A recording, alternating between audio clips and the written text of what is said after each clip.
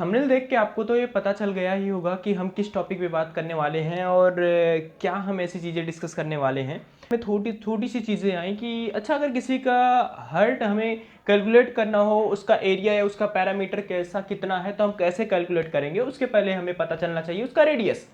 तो हर्ट का रेडियस आज हम फाइंड आउट करने वाले हैं, क्योंकि अगर आपको रेडियस पता चल गई आपको हर चीज़ पता चल जाएगी। तो चलिए स्टार्ट करते हैं रेडियस ऑफ हर्ट।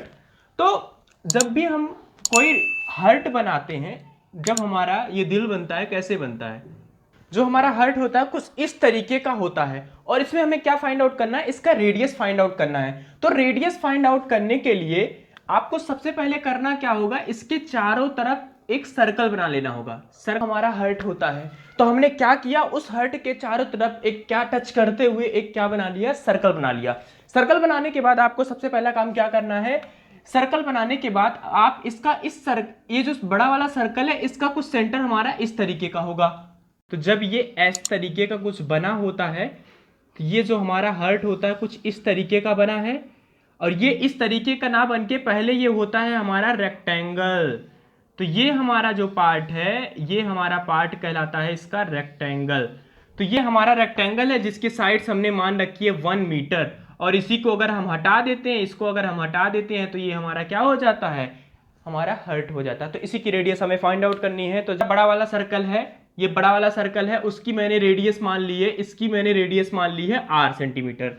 रेडियस ये r सेंटीमीटर है, r सेंटीमीटर है लार्ज सर्कल की, लार्ज सर्कल की, ठीक है, लार्ज सर्कल की सेंटीमीटर। और आप ये जानते हैं कि जब कोई सर्कल है, जब हमारा कोई सर्कल होता है, जब हमारा कोई सर्कल होता है उससे जो हमारी टेंजेंट लाइन होती है ये हमेशा उस रेडियस के परपेंडिकुलर होती है, मतलब ये 90 डिग्री यहाँ पे बनाती है।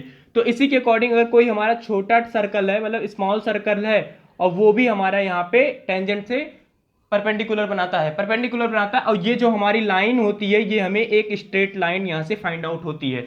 ये बात हम करते हैं जब आउटर आउटर सर्कल का हो। जब हमारा इनर सर्कल हो, इनर सर्कल मतलब जब हमारा कोई बड़ा सर्कल हो और उसके अंदर एक छोटा सर्कल हो, और दोनों, ये इसका रेडियस है r1 और ये इसका रेडियस है r2, यानी कि यहाँ से लेके टोटल यहाँ तक ये r2, यहाँ भी हमें एक स्ट्रेट लाइन मिलती है जब दो सर्कल ओवरलैप कर रहे हो, या ऐसे कहें जो जब दो सर्कल टच करते हैं तो हमारी जो टेंजेंट लाइन होती है, इसकी जो टेंजेंट लाइन, हिंदी में इसे स्पर्श रेखा बोलते हैं, स्पर्श रेखा पे ये एक स्ट्रेट लाइन हमें मिलती है। तो हम इसी, मान लीजिए ये जो हमारा सर्कल है ये कुछ ऐसे सर्कल बनेगा, आगे चल के कुछ ऐसे ऐसे सर्कल बनेगा, तो इसका जो मिड पॉइंट है तो इसको हम यहां से मिला लेते हैं, या क्योंकि ये हमारा क्या है, इस तरीके का कुछ बना हुआ है, बना हुआ है।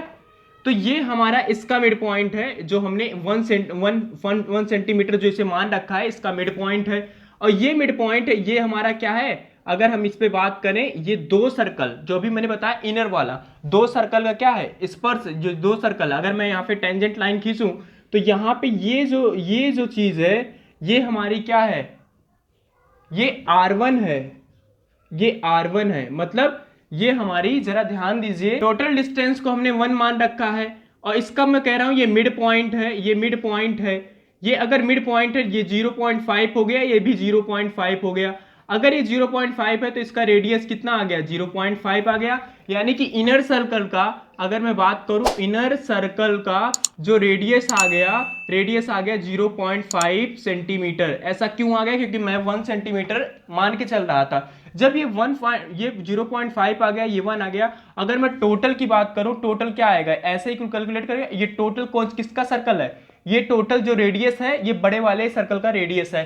तो अगर मैं इतने की डिस्टेंस की बात करूं, ये वाला डिस्टेंस की बात करूं, ये जो डिस्टेंस केवल इतनी है, इस डिस्टेंस की बात करूं तो ये डिस्टेंस आ जाएगी, इसको अगर मैं d से डिनोट कर लेता हूं, d इक्वल्स टू आ गया, लार्ज सर्कल का कितना था, r था, r माइनस 0.5, ये दोनों का क्या आ गया, सेंटीमीटर आ गया। ऐसा क्यों हुआ, क्योंकि बड़े सर्कल का जो रेडियस था r था हमारा, और छोटे सर्कल का इतने से इतने लेके रेडियस 0.5 था, तो वहां से माइनस कर लेंगे तो हमें इसकी वैल्यू पता चल गई, ये जो है ना इसकी वैल्यू हमें पता चल गई।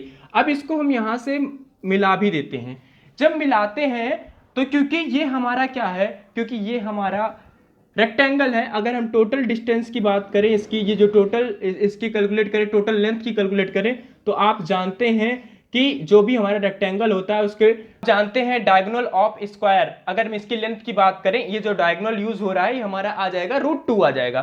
तो अगर ये √2 आ जाएगा और ये एंगल हमारा क्या है 45 है, तो अब जरा देखिए मैं क्या बात कर रहा हूं, ये जो छोटा वाला ट्रायंगल बन रहा है ये छोटा वाला, इससे हम कैलकुलेट कर लेते हैं। ये जो छोटा वाला ट्रायंगल बन रहा है इसे हम बाहर उठा के आपको दिखाते हैं। ये कुछ इस तरीके का बना हुआ है, कुछ इस तरीके का बना हुआ है, और ये क्या है 45 डिग्री है। आपको अभी इसकी रेडियस नहीं पता है, अभी मैं बताता हूं कैसे निकलेगी। आपको अभी इसकी रेडियस नहीं पता है, बट आपको ये रेडियस पता चल गई है। ये रेडियस क्या है हमारी, ये रेडियस हमारी d है और ये रेडियस हमारी 0.5 है। आई थिंक आपको इतना क्लियर हो गया होगा। अब इसकी रेडियस अब आपको फाइंड आउट करनी, सॉरी इसकी लेंथ आपको फाइंड आउट करनी है। इसकी हमारी यहां से यहां तक लेकर √2 है और इतनी हमारी r है, तो यहां पे आ जाएगी √2 माइनस r। समझ पा रहे हैं ना आप, क्योंकि ये इतना हमारा r है, ये इतना हमारा √2 है, तो इतनी डिस्टेंस माइनस कर देंगे तो वो वैल्यू। काशी कोसाइन का लॉ होता है हमारा, क्या होता है इसमें हमारा होता है c स्क्वायर इक्वल्स टू होता है a square plus b square plus square minus होता है 2ab cos c। आप बस वैल्यू इसमें पुट कर दीजिए, आपको फाइंड आउट हो जाएगा। तो यहां पे हमारा जो c की वैल्यू है r माइनस 0.5 का होल स्क्वायर, a की वैल्यू है 0.5 का होल स्क्वायर प्लस b की जो वैल्यू है हमारी यहाँ पे √2 माइनस r का whole square minus 2 into a की वैल्यू है हमारी 0.5, b की वैल्यू हमारी √2 माइनस r और cos और c की वैल्यू जो हमारा एंगल बन रहा है, सॉरी यहाँ पे cos थीटा होता है, थीटा जो एंगल बन रहा है हमारा cos 45 एंगल बन रहा है। तो यहां से जो हमारी r की वैल्यू ऑन √3 माइनस 2, इसको जब हम डिनोमिनेटर में √3 प्लस 2 और √3 प्लस 2 से मल्टीप्लाई करा देते हैं, तो यहां से जो वैल्यू आ गई 3√2 प्लस 2 डिविजिबल बाई 6।